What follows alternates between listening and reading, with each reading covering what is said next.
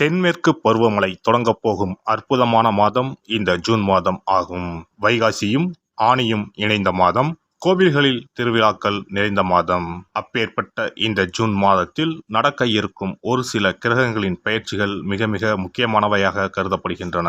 ஒரே சமயத்தில் பல கிரகங்கள் அதிக பலம் பெற்று ஆட்சியாக அமரும் அமைப்பு இந்த ஜூன் மாத கிரக பெயர்ச்சியில் ஏற்படுகிறது. இந்த ஆண்டு ஜூன் மாதம் நடக்கும் பெயர்ச்சிகளில் மிக மிக முக்கியமான ஒன்று செவ்வாய் பெயர்ச்சியாகும். சில மாதங்களாகவே பகை கிரகங்களுடன் சஞ்சரித்து வந்த செவ்வாய் பகவான் தற்போது தன்னுடைய சொந்த வீட்டில் ஆட்சி பலம் பெற்று சஞ்சரிக்கப் போகிறார். ராகுவிடம் இருந்து விலகி தனித்து பயணம் செய்வது பல ராசிகளுக்கு யோகம் கொடுக்கும். ஜூன் 1ஆம் தேதியே செவ்வாய் பகவான் மேச ராசிக்கு இடப்பெயர்ச்சி ஆகின்றார். சுக்கிர பகவான் ஜூன் மாதம் 12ஆம் தேதி மிதுன ராசிக்கு இடப்பெயர்ச்சி அடைகிறார். இது லட்சுமி நாராயண யோகத்தை ஏற்படுத்தும். சூரிய பகவான் ஜூன் 15ஆம் தேதி மிதுன ராசிக்கு பெயர்ச்சியாகிறார். இது ஆனி மாத பிறப்பை குறிக்கும். மிதுன ராசியில் பெயர்ச்சியடையும் புதன் பகவானால் 3 ராஜயோகங்கள் உண்டாகும். சனி பகவான் மாத இறுதியில், அதாவது ஜூன் மாதம் 30ஆம் தேதி வக்கர பெயர்ச்சி அடைகிறார். சனியின் பார்வையில் செவ்வாய், சனி மற்றும் செவ்வாய் ஆட்சி பலம் போன்றவைகளால் சில நெருக்கடிகளை உண்டாக்கும். குரு பகவானின் சுப பார்வை கன்னி ராசியில் இருக்கும் கேது பகவானின் மீது படுவதால் ஒவ்வொரு ராசிக்கும் குறிப்பிடத்தக்க மாற்றங்கள் ஏற்படும். இந்த கிரக பெயர்ச்சிகளின் காரணமாக மிதுன ராசியில் புதாதித்ய யோகம், சுக்கிராதித்ய யோகம், கஜலட்சுமி ராஜயோகமும் உருவாகிறது. இதன் காரணமாக சில ராசிக்காரர்களுக்கு அதிர்ஷ்டமும் பணவரவும் பதவி உயர்வும் தன வரவும் கிடைக்க வாய்ப்புள்ளது. இனி உங்கள் ராசிக்கான பலன் என்ன என்பதனை பற்றியும், அசுப பலன் ஏற்படுமாயின் ராசிக்காரர்கள் வழிபட வேண்டிய தெய்வம், மேற்கொள்ள வேண்டிய பரிகாரம் என்ன என்பதனை பற்றியும் காண்போம்.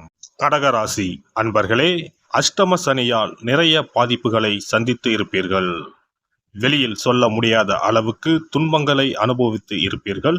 கடன் பிரச்சனை, குடும்ப பிரச்சனை, பண பிரச்சனையால் நிம்மதியில்லாமல் தவித்துக் கொண்டு இருப்பீர்கள்.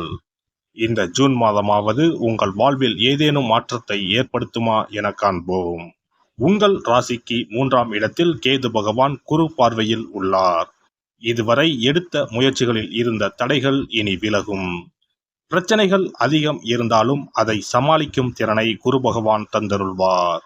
சனி பகவான் கொடுக்கும் பிரச்சனைகளை தீர்க்கும் மனோதைரியத்தையும் மன தெளிவையும் குரு பகவான் அளிப்பார். 3ஆம் இடத்தை குரு பார்ப்பதால் வேலையில் இருந்த தடைகள் விலகும். தொழிலில் வளர்ச்சி உண்டாகும். ராசிக்கு 11ஆம் இடத்தில் இருக்கும் குரு லாபத்தை கொடுப்பார். இதுவரை இருந்த பண தட்டுப்பாடு குறையும். பண தேவைகள் கொஞ்சம் கொஞ்சமாக மாறும். குடும்பத்தில் இருந்த பிரச்சனைகள் குறையும். கடன் தொல்லைகள் குறையும். யாரையும் நம்பி ஜாமீன் கையெழுத்து போட வேண்டாம். நகை பணம் கடனாக கொடுக்கவும் வேண்டாம், வாங்கவும் வேண்டாம். கணவன் மனைவிக்குள் கருத்து வேறுபாடுகள், சஞ்சரவுகள் உண்டாகலாம். கவனமாக இருக்க வேண்டும். காதலிப்பவர்கள் பேச்சில் நிதானம் வேண்டும். சிறு வார்த்தை கூட பெரிய பிரச்சனைகளில் முடியும். எச்சரிக்கையாக இருக்க வேண்டும். புதிய முதலீடுகள் செய்யும் போது கவனம் தேவை. பங்கு சந்தை, சூதாட்டங்களில் இம்மாதம் ஈடுபட வேண்டாம். ஏமாற்றமே அதிகமாக இருக்கும். பணம் பறிபோகும் வாய்ப்புகள் அதிகம் உள்ளது. எச்சரிக்கையாக இருங்கள். ஆசை வார்த்தைகளை நம்பி மோசம் போய் விடாதீர்கள். 8இல் சனி இருப்பதனால் வண்டி வாகனங்களில் செல்லும் போது கவனம் தேவை. கடந்த காலங்களில் வண்டி விபத்து, மருத்துவ செலவுகளால் அவதிப்பட்டு இருப்பீர்கள். இந்த ஜூன் மாதத்தை பொறுத்தவரை பயணங்களில் மட்டும் கவனம் தேவை. உடல் நலனிலும் அக்கறை காட்டுங்கள். ராசிக்கு 9இல் ராகு பகவான் இருப்பதனால் தந்தை உடல் நலனில் சற்று அக்கறை காட்டுங்கள். 10இல் செவ்வாய் இருப்பதனால் தொழில் வளர்ச்சி நன்றாகவே இருக்கும். சென்ற மாதம் தேங்கியிருந்த சரக்குகள் விற்று தீரும். வேலைக்கு முயற்சிப்போருக்கு நல்ல வேலை கிடைக்கும்.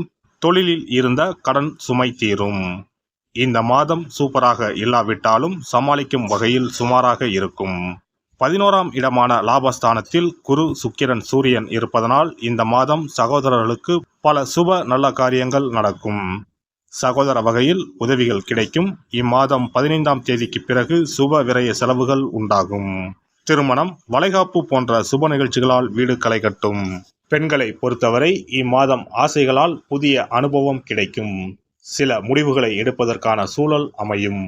தந்தை வழியில் சில மாற்றமான சூழ்நிலைகள் அமையும். கடன் நிமித்தமான செயல்களில் சிந்தித்து செயல்படவும். வாழ்க்கை துணைவர் வழியில் ஏற்ற இறக்கமான சூழல் உண்டாகும். பூர்வீக சொத்துக்களால் சில விரயங்கள் ஏற்படும். உணர்ச்சி வசமான சிந்தனைகளை குறைத்துக் கொள்ளவும். குழந்தைகளின் வழியில் சுப செயல்களை முன்னின்று செய்வதற்கான வாய்ப்புகள் ஏற்படும். அரசு சார்ந்த செயல்பாடுகளில் அலைச்சல்கள் உண்டாகும். உறவுகளின் எண்ணங்களை புரிந்து கொள்வீர்கள். மாணவர்களை பொறுத்தவரை இம்மாதம் கல்வியில் இருந்து வந்த சிக்கல்கள் குறையும். மேல்நிலை கல்வியில் முயற்சிக்கு ஏற்ப நல்ல மதிப்பெண்கள் கிடைக்கும். உயர்கல்வி தொடர்பான விஷயங்களில் நன்கு சிந்தித்து முடிவெடுப்பது நல்லது. மறைமுகமான திறமைகளை வெளிப்படுத்துவதற்கான வாய்ப்புகள் அமையும். நண்பர்களை பற்றிய புரிதல் மேம்படும். விளையாட்டு விஷயங்களில் ஆர்வம் அதிகரிக்கும். அரசு வழியில் எதிர்பார்த்த சில உதவிகள் கிடைக்கும். அரசியல்வாதிகளின் செயல்பாடுகளில் சில மாற்றங்கள் ஏற்படும். தொகுதி மக்களிடத்தில் பாகுபாடின்றி செயல்படுவீர்கள். மனதளவில் இருந்து வந்த பேராசை படிப்படியாக குறையும். கட்சியில் எதிர்பார்த்த சில பொறுப்புகள் காலதாமதமாக கிடைக்கும். எதிராக செயல்பட்டவர்கள் விலகிச் செல்வதற்கான காலகட்டம் உண்டாகும். எதிர்காலம் குறித்த சிந்தனைகள் மனதளவில் மேம்படும். பேச்சுக்களில் கனிவும் உங்கள் மீதான நம்பிக்கையும் அதிகரிக்கும். சனிக்கிழமை தோறும் நல்லெண்ணெய் தீபம் ஏற்றி ஆஞ்சநேயரை வழிபட வரவுகளில் இருந்து வந்த தடைகள் மற்றும் குடும்பத்தில் இருந்து வந்த கருத்து வேறுபாடுகள் மறையும்.